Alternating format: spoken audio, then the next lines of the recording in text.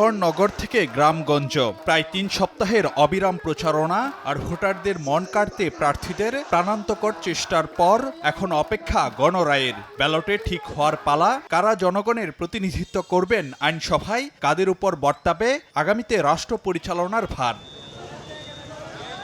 এখন পর্যন্ত ভোটের পরিবেশ শান্তিপূর্ণই বটে। সাধারণের প্রত্যাশা, নির্বাচনের দিনও থাকবে একই আবহ। এটাই আমার জীবনের প্রথম ভোট দেওয়া হবে এবার। আশা করি ভালোই থাকবে সব। শান্ত সুষ্ঠুভাবে ভোট হয়, ঠিক আছে, সবাই যাতে সুষ্ঠুভাবে ভোট দিতে পারে। নির্বাচন ভালো হোক, এটা আমরা সবাই চাই। আমরা চাই দেশের নিরাপত্তা ঠিক থাকুক। 12 তারিখে ভোট দেওয়ার পরে যেন কোনো অশান্তি না হয়, কোনো হামগাম না হয়, কোনো মারামারি না হয়। নির্বাচনের দিনও আশা করব যেন পরিস্থিতিটা কন্ট্রোলেই থাকে, কোনো গ্যাঞ্জাম না হয়। দেশের ইতিহাসে এবার প্রথমবারের মতো একই দিনে 2 ভোট। সংসদ নির্বাচনের সঙ্গে হচ্ছে সাংবিধানিক কিছু সংস্কার প্রশ্নে গণভোটও।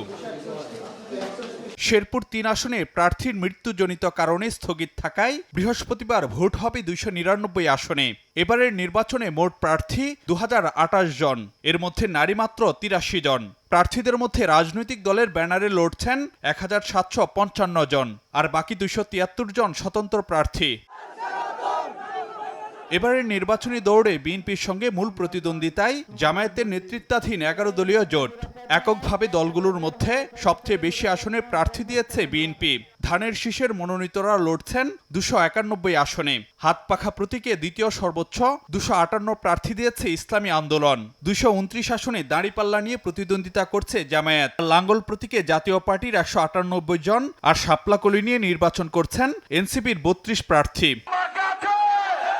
বৃহস্পতিবার এসব প্রার্থীদের জয় পরাজয়ের ফয়সালা করবেন 12,77,11,899 ভোটার, যাদের মধ্যে 6,48,25,154 জন পুরুষ আর 6,28,85,525 জন নারী। তৃতীয় লিঙ্গের ভোটার 1,220 জন।